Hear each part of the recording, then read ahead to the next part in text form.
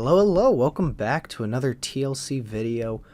Today we're going to just spend a little bit of time here talking about something that I had brought up in a previous video, which is discussing what to do with big parties.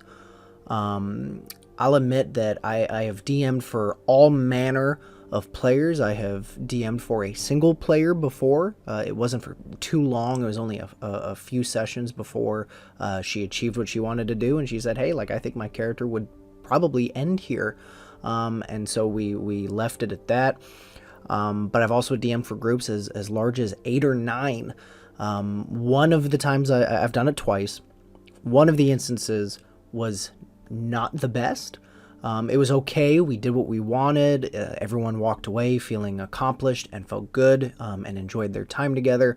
But I could definitely tell that it wasn't an atmosphere and it wasn't a game that I think the average D&D, especially maybe a new D&D player, would really have wanted to walk in.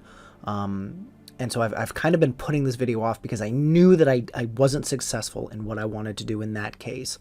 And so I've just been kind of waiting for the opportunity to DM for a large table that does fit the bill, I think, for a large group of people who are playing D&D, who are enjoying the time, to where if you walked in and you hopped into that game, you would feel that, holy shit, this is D&D.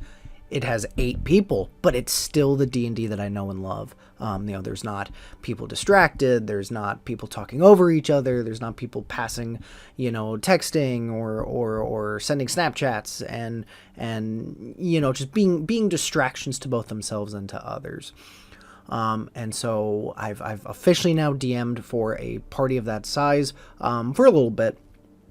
And I think that I'm more confident in making this video and bringing what I have learned to you. So if you are a DM and you know that you're running a big table, you know how it is. You send out a message to a large group of people because, according to simple mathematics and statistics, odds are many of them will not be able to make it. And so you just sent out a big D&D invite to a large group of people, assuming that only half of them would actually have the time and the willingness to join.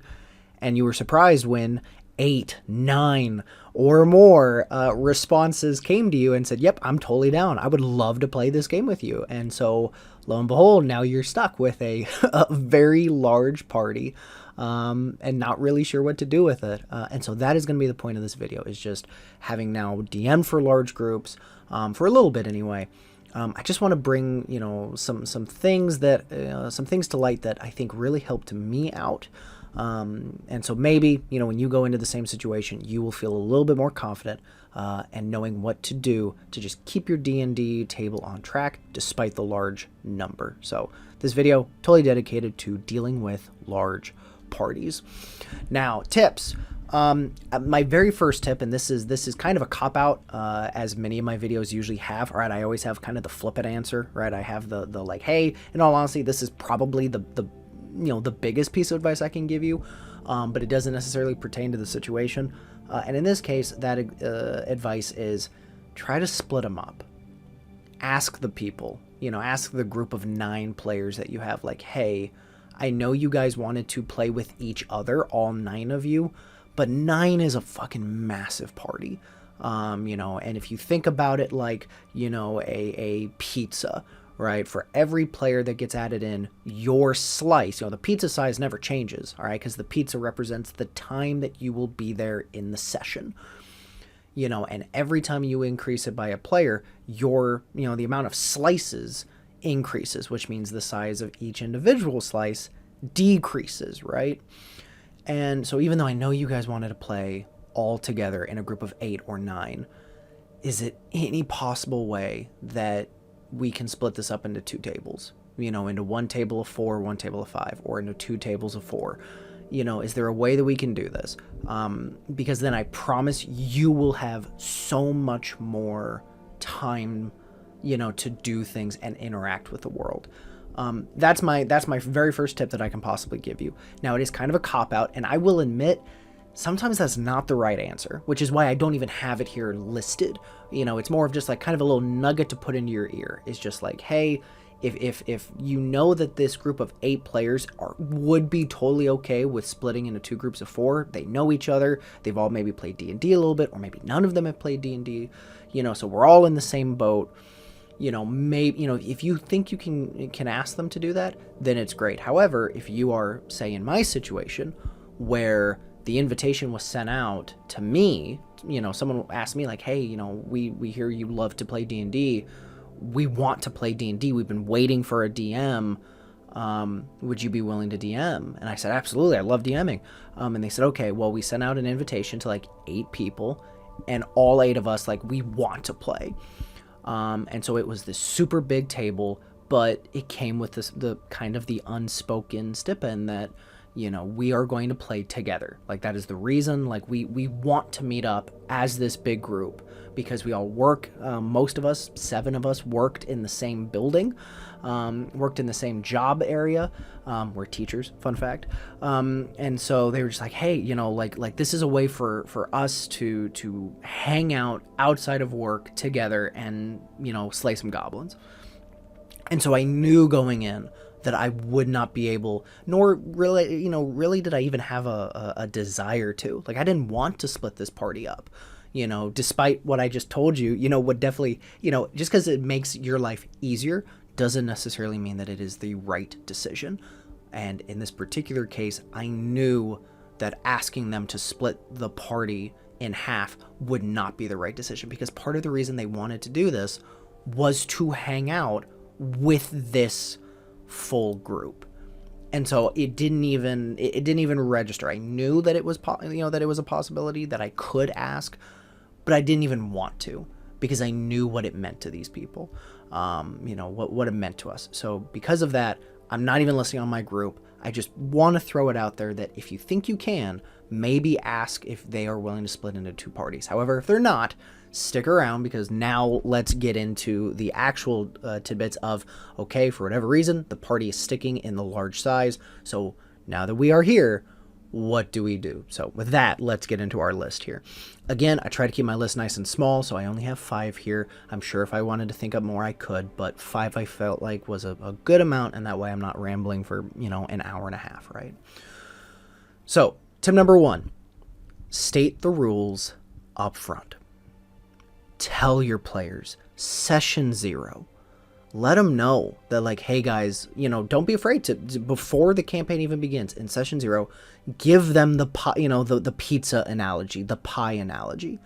Tell them that, hey guys, just so you know, the way D&D works, because if your table is anything like mine, then my table ended up with, I believe, 4 or 5 individuals who have kind of played D&D before, but not for a while. I had like 3 or 4 players who have never played D&D before, and so they weren't really sure what it was going to be like.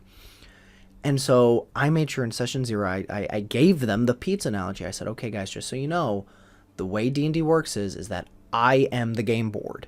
I am your senses. I tell you what you see, what you hear. When you interact with something, it goes through me.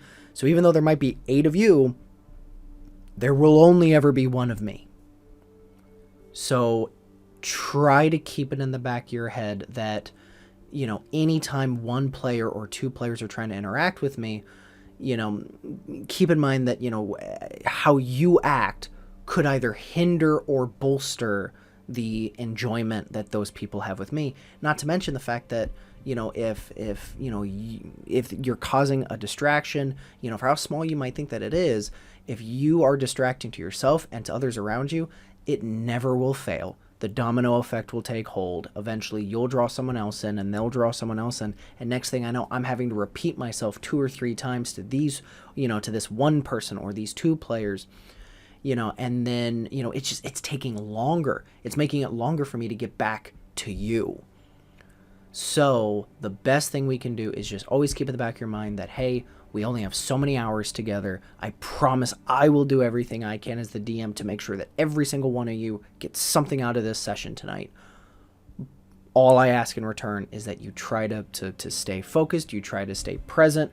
Don't be a distraction to other people, obviously some table talk's going to happen, and that's totally okay. We're friends after all, and we're enjoying time out of work. We're relaxing, like we're going to talk, and that's okay. I'm not saying we can't.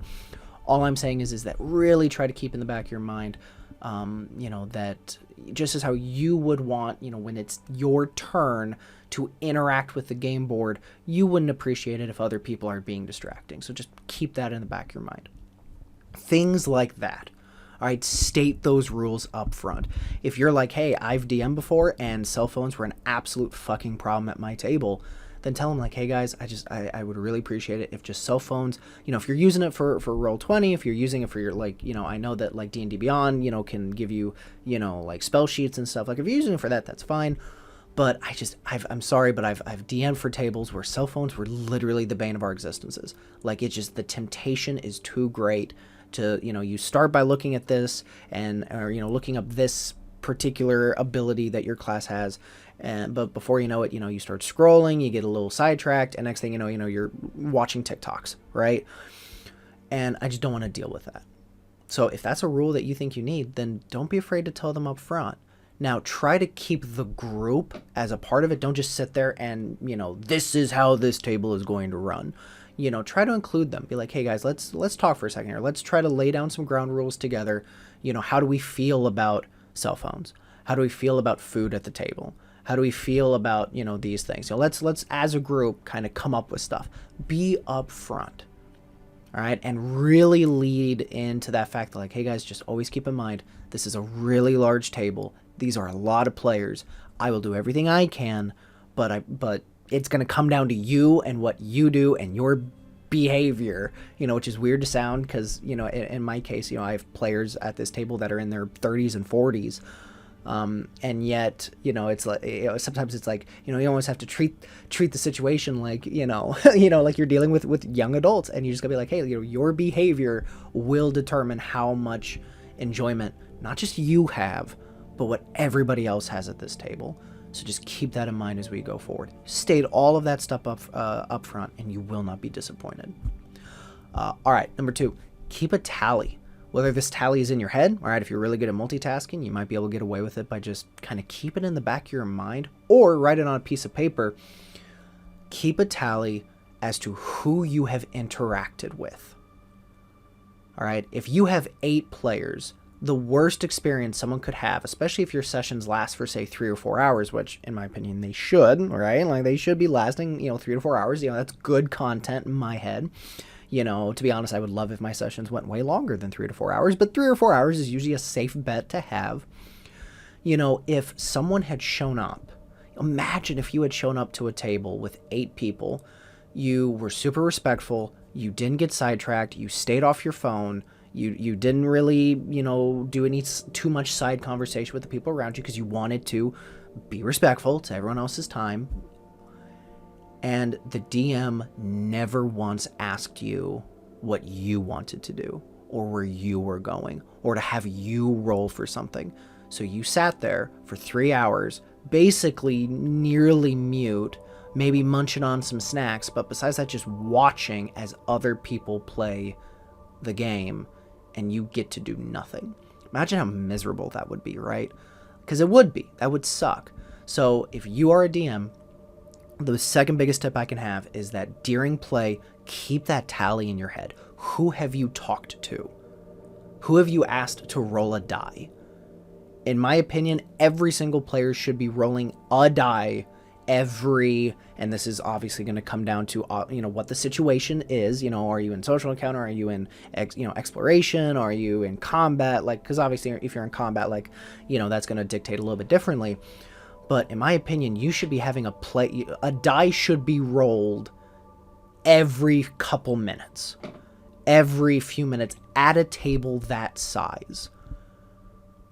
Unless the players are so into it, are so socially engaged, are so in character that you think you can get away from it. But I think session 1, especially if you have players who have never played before, getting them to roll those dice, getting them comfortable with using their modifiers, their skills, their abilities, things like that, I think the best thing you can do is just really throw out, give them chances to do things. Have them roll insight checks. Have them roll perception checks. When I DM, my DM style is I will ask players to roll for things even when they don't ask to. So for instance, I'm running Curse of Strahd, and there was a situation where one of my players had described themselves as kind of chilling over near the bar, near a bartender, when a Vistani character walked into the tavern. And this Vistani was the guy who was going to kind of lead them into the forest and obviously bring them into Barovia and into Ravenloft itself. And in that moment, I had this player who had said that she was going to be sitting in the back, next to the bartender, talking to some of the animals there, little pet rats that she had found because she's a druid.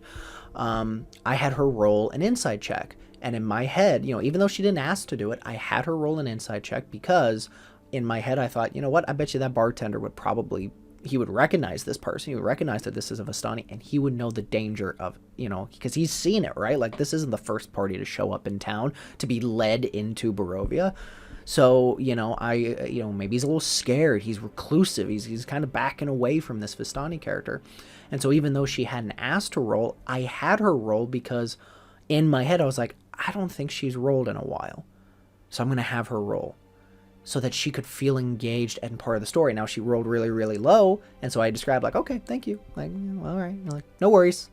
But immediately she was like, oh my God, what does that mean? What do you mean I didn't find out? What did you have me roll that for? And I was like, it's okay. It's okay. Like, don't worry about it. And now she got so sucked in that she was now her attention was now focused. She was on hyper awareness for the next 10 or 15 minutes. And to me, that's what you need. That's what you want. And then as soon as that 15 minutes or so is up, hopefully by that time, you're back around to asking her another question, that player another reason to roll a die or to ask what they're doing, and just keeping that engagement for as long as physically possible. All right. And the best way to do that is just keep that tally. Who have you talked to? Who have you checked off? Who have you had roll a die? And if you notice that, like, oh God, I'm like 30 minutes in and I've been really focusing on these 3 or 4 characters, this other player I don't think has said a word yet in the last 30, 45 minutes, then really show the player, direct your eyes, your eye line, lean in their direction and say, hey, Ralph, the barbarian, you've been kind of sitting in the back of the party. Is there anything you want to do? What have you been doing the last 30 minutes or so? Like, just so I know, is there anything you're interested in? Is there anything you're looking at? Like, really go hyper focused, look at that player, get them brought in. Because I think what you'll find is that the quietest players, don't get me wrong, there will be times where players, they are totally content and happy to be the silent bystander, just sitting and watching the game unfold, participating in the combat and stuff more than the social aspects. And that's fine. And once you figure that out, then you know how to proceed with this information. But especially with session 1 or session 0, really focus in. That way okay, if the player goes, oh, I'm not really doing anything, I'm just kind of chilling in the back, and if you get the sense that's where they're happy, that's what they want. They are here to sit and watch everyone else and to take notes, because they are a combat-oriented player. As soon as that board comes out, holy shit, they are a totally different person. They want to be front and center. But as soon as things become more role-play and things, they're content. They're happy to be in the back. You won't really know that if you don't get there and asking them and isolating them almost, to ask them those questions so that you can figure out what they are. And I think keeping a tally is one of the best things you can do. All right. Speaking of combat, this leads me into number 3 here. Tip number 3. I haven't titled skip initiatives, but really I could word this in another way, and that is simply skip as much fat as you possibly can. And by fat, I mean try to trim whatever you, the DM, can do. Try to trim whatever you think you can get by without doing. Because with a party of 8 people, plus the DM, which makes it 9 people sitting at the table, there's going to be enough downtime. There's going to be enough time in between what you do and what you get to do next, right? Like there's going to be enough of that. So you, the DM, at the end of the day, you can only control what you do and what you bring to the table. So as a DM, you need to make sure, you need to try to cut out as much needless things as possible. And sometimes needless things come in the form of things that maybe you didn't think that were so needless. And so I did it at my table, and it actually worked out really, really well. And so I'm bringing it here to you to offer as an alternative to, in this case, the initiative roll. One of my biggest things, one of the biggest time wasters I found was rolling initiative. And the reason why initiative for me was such a time waste was because I am someone who believes that there should be multiple combats in a day. All right, now they shouldn't be to the death always, you know, and in fact they shouldn't even be like, there should be combats that the players should fucking annihilate. Like if I believe that the players would come across a small pack of wolves, then they come across a small pack of wolves. And there are times where those pack of wolves, like maybe only one of them gets close enough and deals 2d4 plus 1, 2, whatever, you know, piercing damage on one of the players, and that's it. And then they slaughter them, and then that's it, and they move on. If I think that that is an encounter that can play a part, can play a role, because maybe I'm trying to describe, maybe the story is that, you know, the wildlife has been acting weird, they're being more aggressive, you know, I wouldn't just obviously just throw a random fucking pack of wolves at my players for no reason. Like I would, for narrative sake, I would have a pack of wolves, but if I think that like, yeah, that's all that would come out in this combat encounter, then that's all that would. And so that combat encounter could be over in 20 minutes, 30 minutes. But I have multiple combat counters a day, which means if I sat there and asked for initiative 2, 3 times every session, like to get initiative from 8 players, like that can take you some time. It really can. And so that is how come I say, if there's any way that you can just kind of, cut out the fat, trim the extras, you know, and that's in all things, right? Like that's, you know, allow players' dice to continue if they're good, in my opinion, anyway. That is one of the things that I will say that I do maybe at my table that some others don't, which is if you roll a 21 on your perception check, I'm going to let that 21 roll for a while. You know, I'm going to say like, hey, I'm going to still use that 21 for the next couple of perceptions that I'm going to have you do.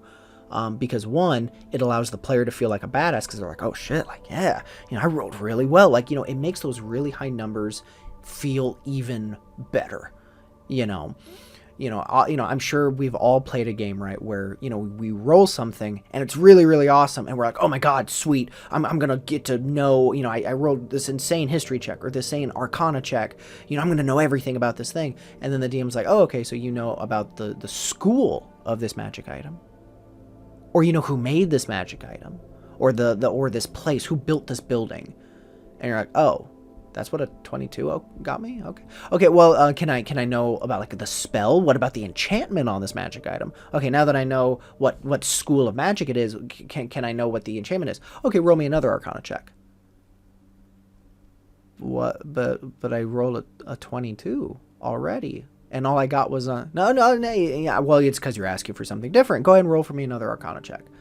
You know, and the thing is statistically, especially at low levels, is the more you have players roll, odds are the lower the average is going to be.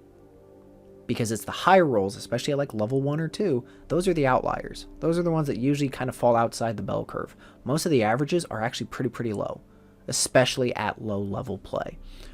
You know, and so we've probably all been in that situation, right, where we roll really well, but then it only lasted for a single thing, and then it's like, well, great, like, I see how this is going to be, like, I'm going to get really good on the one thing that probably didn't matter, and then the things that do, I'm going to have to roll every single time, and odds are, eventually, it's going to start to suck, and I'm going to miss out on the things I actually wanted. So, you know, things like that, right, just you know, try to trim off the extra fat, you know, get players engaged by having them roll for things, but then once they do, let those numbers roll for a little while, let it last, you know, that way the players feel good when they roll something high, because they're like, awesome, I'm going to get to see things for a little bit. But anyway, sorry, to get back to the initiative specifically, what I did to replace the initiative system, because after all, that's what I have here on my slide. What I did to replace the initiative system was that I just had my players tell me what their dexterity score, the big number, not the modifier, but the score, what their dexterity score was. And then I told them that, and then I made that became my initiative list. So my rogue, who started with a 19 dexterity, she was immediately at the top of the initiative. Whereas my, I believe, Mr. Rock Gnome Life Cleric with like a 7 dexterity, he will, he is going last. Now, I can already hear that there's probably a couple of people who are like, well, that fucking sucks. Like, that means that if I was that Rock Gnome character, that means I would never, ever go first. And you're right.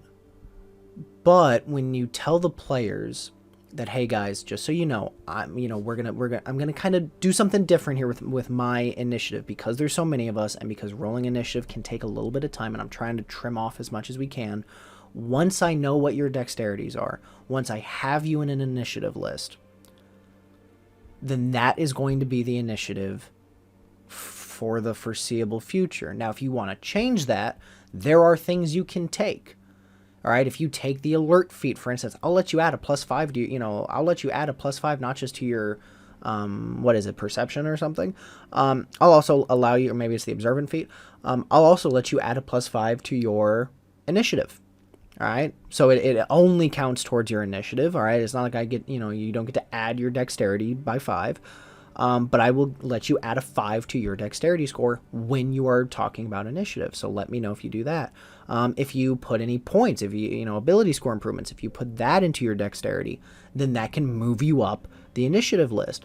But besides that, where you are in the initiative is going to be kind of where you are. And then I will add my monsters, into the list accordingly.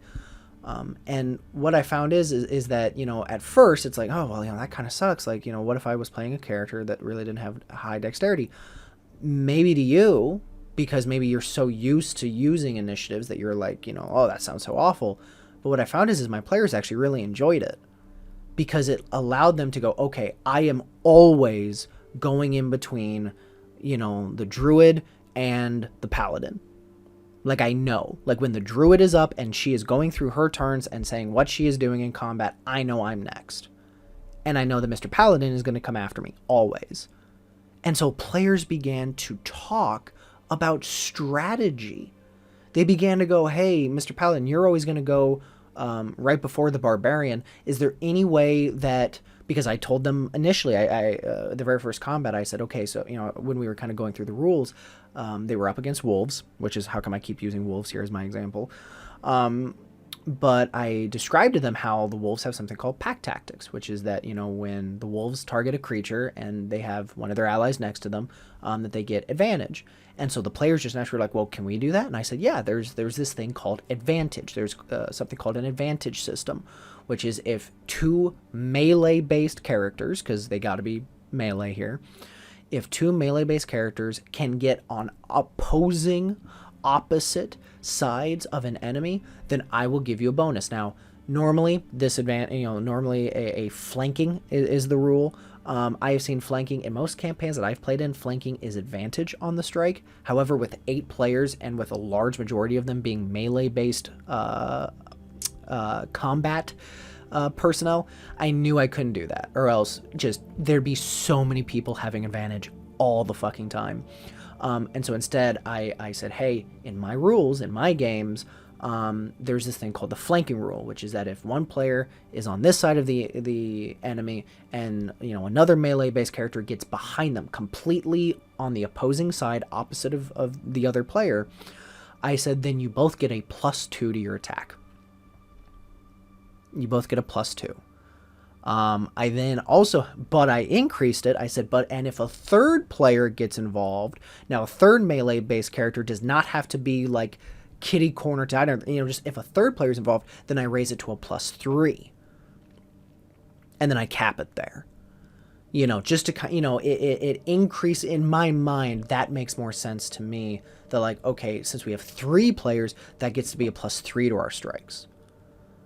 Now that's as high as I go. I cap you at 3, but it was something that allowed the players to start to plan. It gave them a strategy that they could run with to start building up an idea. And the fact that they knew where they were in initiative meant that they could immediately go, okay, Rogue, we know you're going to go first. We know the Barbarian is going to come after. We know that this is going to happen, this is going to happen, this is going to happen. So let's set up the strategy. You go in first, you do this. The Paladin will always try to get in front of them. And then as soon as the Barbarian can go, all right, he'll go up and we'll make the 3. And then we all have this nice little bonus to our attacks. The players love this. They love the way that this initiative worked out. And I was very, very happy with how it went. So skip initiatives. Try to, just use their modifier whenever capable. Now, I will say, very, very quickly here, do keep in mind as the DM that there are subclasses, and spells for that matter, I do believe, that grant bonuses to initiatives. Figure out what those abilities are, and that is, again, something that you probably want to state up front, or at the very least, maybe do a little bit of reading and see what the subclasses people are choosing. And then see, okay, do they ever get the ability to have a bonus to initiative? For instance, I want to say the Paladin. I think there's a subclass in Paladin that lets you get like a bonus to initiative. I think that there's like, oh god, I think like the Fighter. I think that a Fighter eventually gets a bonus to their initiative. Like there's like, I forget which ones, to be honest, because it's a very specific thing, right? But see what affects initiative, and just ask the players like, hey, by the way, if spellcasters, if you ever pick a spell that does something with initiative, or players, when you start to level up, if you ever find yourself with an ability that says, hey, your initiative now is at advantage, or hey, you get a bonus to your initiative plus your intelligence modifier, or whatever, let me know, and I will figure out a way to still give you an equal bonus, whatever it would have had you do, so that it's not a wasted ability. Right, so like for instance, I don't remember what class it is, but for some reason I really want to say that there's a class that's like, yeah, you have advantage on your initiatives. I don't remember. I want to say it's a barbarian class, but I'm not sure. Don't quote me on that. But so if you have a barbarian, say, hey, Mr. Barbarian, if you ever get to a point where it says that you have a bonus to initiative for some reason, whether it's all barbarian or just the subclass barbarian, but if you ever do find that, let me know. And we will come up with something, because I'm running my initiative a little bit differently than how normal D&D is. So just let me know when you unlock that ability. That way I can give you something of equal value. Because obviously, since we're now rolling, having advantage on initiatives isn't really going to be helpful. So, just make sure you kind of state that early, because you may very well have a player who's like, hey, I'm supposed to have advantage on initiatives, doesn't realize what that entirely means, and so they never bring it up, and so this poor player just like has an ability that is dead and never and they don't know about it until later, and they're like, oh yeah, by the way, DM, I'm supposed to have something called advantage, and it's like, oh shit, well, sorry about that, like, here, let me fix something up real quick. So do a little bit of research, try to figure out, or just ask the players like, hey, just at some point, if you ever see an ability that you unlock that has something to do with initiative, let me know and we'll come up with something. But yeah, literally just taking out initiatives really changed it. And to, again, just go a step further, try to come up with ways to cut out as much fat, quote unquote, just as much loose, not really needed things that you possibly can, so that at the very least, you are taking, the DM, you are taking the least amount of time as possible, so that the players have just that little bit of extra pizza to enjoy, because you are taking the least. Now, I will say, and I promise I'll move on to number 4 here in just a second, but I will say that I've seen videos where DMs say, hey, take average damage, right? Like one of the best things you can do is just skip the rolls and just do average damage. I actually disagree with that. And the reason why I disagree with that is because I think that there is something lost. There's something so impersonal. There's something so almost like robotic. It's a weird way, right? Like, it's a weird way to think about it, but it's just how my brain thinks, is like, there's just something so like distant by just saying, oh, did I hit you? You take 5 points of damage. Did I hit you? 5 points of damage. Did I hit you? 5 points of damage. It's just like, like it loses that, almost that sense of of randomness, that sense of humanness, that sense that like, hey, if two wolves are charging at you and one bites your calf and the other one barely, bites your, your forearm, like the one that's biting into your calf, or into your thigh, like that could act like that could fucking, what is that? I forget the name of the nerve, the name of the vein there in your leg that like if they sever that can kill you. Whereas if something bites your forearm and then just kind of glances off, like the one on your forearm was the 2d4 plus 2, nat ones, so that was the 4 points of damage, where the wolf that clawed right into your thigh and severed whatever that is, because I'm not a fucking medic, I don't know, but but cut into that vein, that was your max damage. That was 4 plus 4 plus 2, that that's your 10.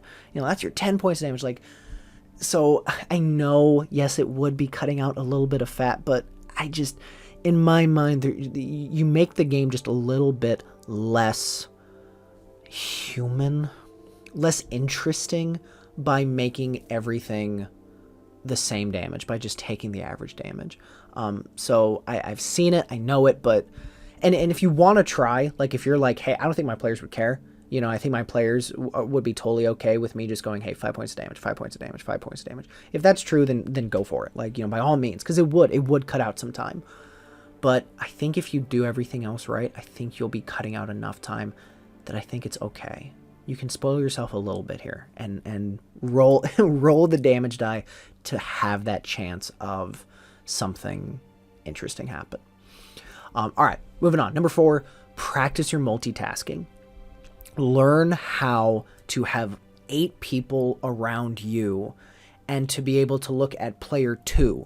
If players are numbered, 1 through 8, 1 starting on your left and then going around clockwise, player number 8 to your right, to look over and say, okay, player number 2, go ahead and roll that insight check that you wanted. Player 3, what was it that you were doing?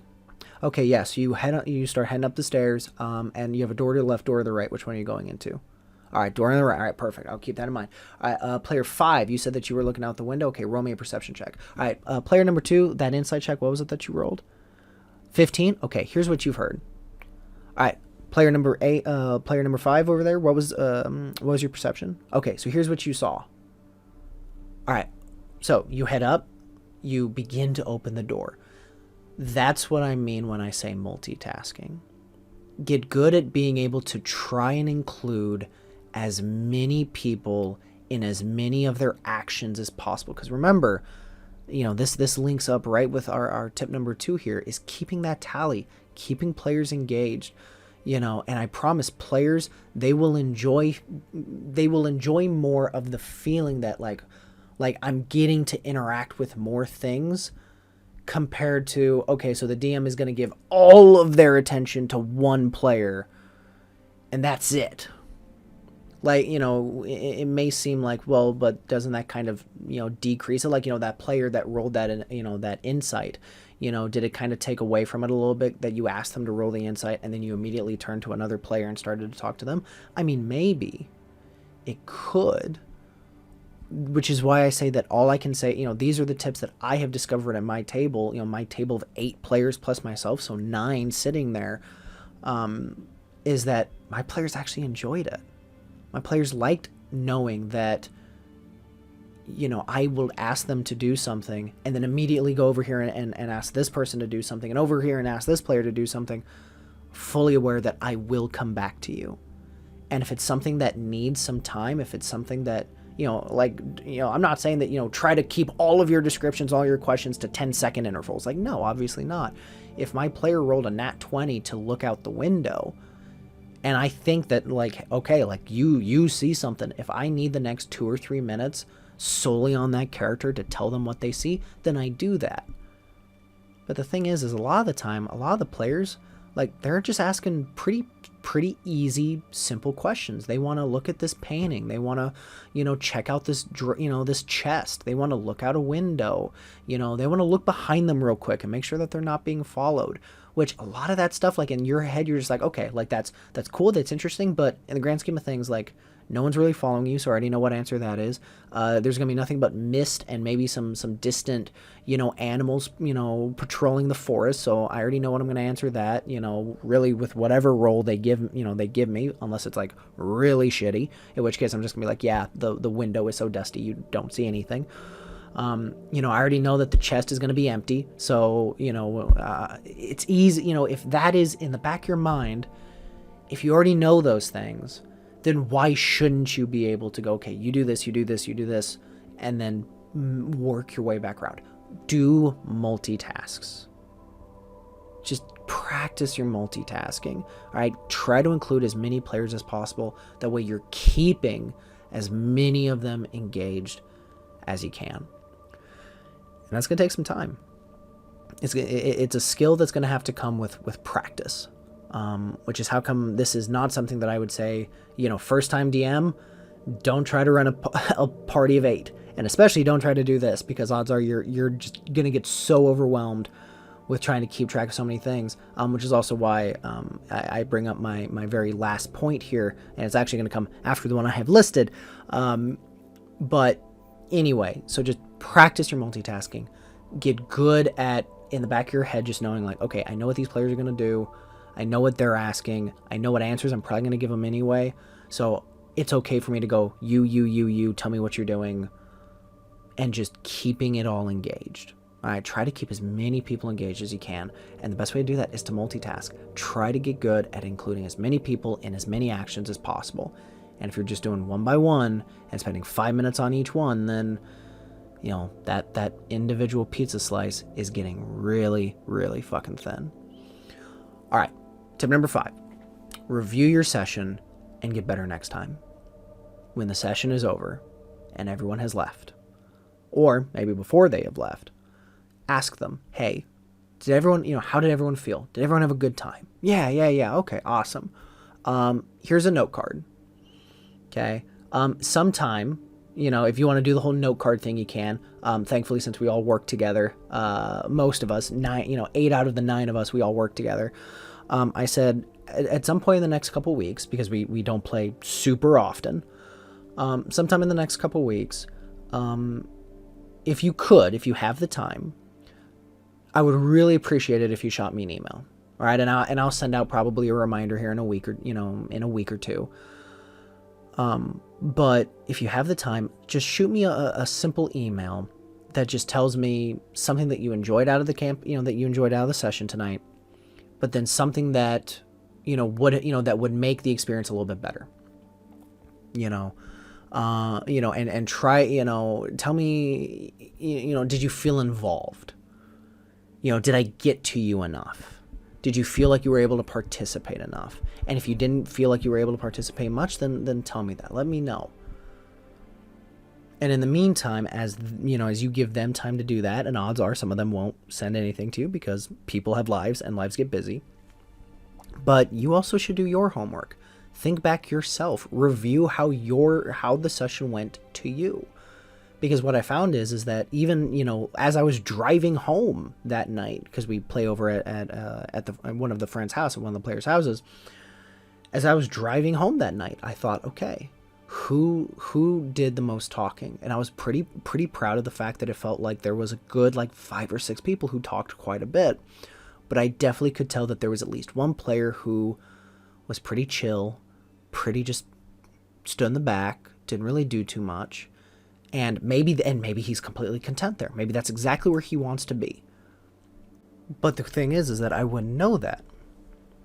I wouldn't know that was, something that he wanted to do, or if that was where he was content to be, until I actually interacted a little bit more. And so I realized there on my drive home that I needed to, next session, really make sure that I include that player just a little bit more. Now, if I get the sense, if I pick up the vibe that, as I start to ask him more of his opinions and more of the questions, that like he kind of pulls a little bit away, and his answers or his request to what he wants to participate in is a little bit less than maybe some of the others, then now I know, like, okay, like he is fully content and is happy. His happy place here at this table is to just pitch in when he wants, and when he doesn't want to, he's completely content to sit here, relax, and just experience the adventure with everybody else.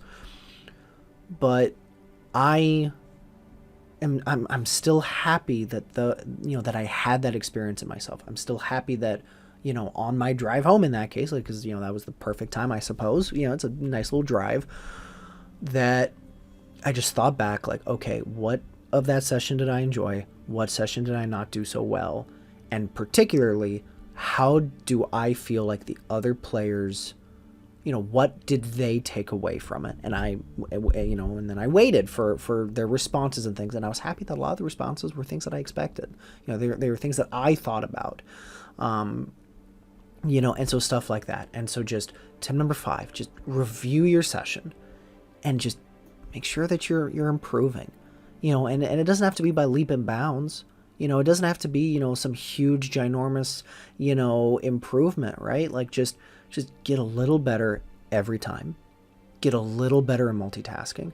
Get a little better, now that you've done your first session, right? Figure out, like, okay, yeah, I could trim that off. You know what? My players, they didn't care that I did average damage on my strike. So, it definitely shaves some time. I'm going to do that. I'm going to make sure I do a better job next time of keeping that tally. I thought I could do it in my head, but I realized halfway through that I got so wrapped up in what was happening that I completely forgot who had talked and who hadn't, and so next time I'm going to make sure that I keep it on paper. Just little things like that. Just review the session and make sure that the next one is just a little bit better. If you improve every single time, then I promise your players will love your campaign, no matter how many people are in it. The last bit that I want to say, and then I promise that I'll end the video here, is, and this is one that I think goes on top of everything. I don't want to say circumferences, because I know what a fucking circumference is, but it circumvents. That's not really the word I want either. The last thing I can say, because the word is just blanking on me right now, is, I think, the last possible piece of advice that I can give, and it's one that I give on almost every single DM related video, is just prep. Just prep. I know that might suck. I know that there are DMs out there that are like, I don't have fucking time to prep. It's why I'm running Curse of Strahd. It's why I'm running a module. So I don't have to fucking prep. And I hear you and I understand. Truly I do. But my thing is that your players will know when what you're doing is something that you're just like reading out of a book, or it's just like a random bunch of descriptions and words and things that you're just piecing together to appease them because they asked a question that you obviously weren't prepared for, which, by the way, is going to happen. Like, I'm not saying that, like, you should never have those situations, because you will, because after all, a lot of D&D, a lot of being a DM is improvising. But if you know you're going to improvise anyway, then try to prep for as much as you can. That way you don't have to improvise as much. And especially when you have a party as big as this, especially when you have a party the size of 8 or 9 players. In my case, 8 players in total. 9 if you count, if you consider me a player, I suppose, but 8 party members. Is that I was so happy that I had so much prepped.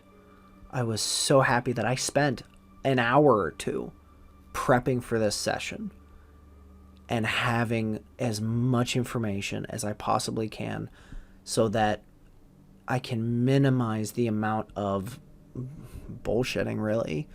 The random improv that I have to do, not because I don't think that I'm bad at improv, because I don't, to kind of pat myself on the back a little bit. Like, I do consider my improv to be pretty good, but to always know that I knew how I wanted to start the session, where I wanted it to go, to know that I have all of my descriptions already well read out and wrote, and that I'll be honest, that I had rehearsed quite a bit so that I knew how I wanted to say it. I knew what words I wanted to put more inflection on, things like that. I think it made it to where my players felt more involved, more immersed, and it made it to where it helped so that they didn't feel like they had to get on their phones. It made it so that, because I prepped and because I spent so much time kind of preparing for this, with my descriptions and my noise selections and my musics and all of that, is that I really think is that it made the players feel so immersed that they didn't feel the need to get distracted or to be on their phones or to have as many side conversations. So I know it's not on my list here, but I think that it's important enough, and I say it so often that at this point, it should just be expected that TLC's biggest fucking advice is always just prep. Prep. If you can prep before, then you will make your life so fucking easy that I don't know why you wouldn't. But that is what I have to say. Those are my 5 tips, plus a couple of extras, as to how you, a DM, should handle parties of big size. It's difficult, it's a little hard, but it is possible, and I hope it works out for you. I hope you enjoy the video. I hope the tips are useful.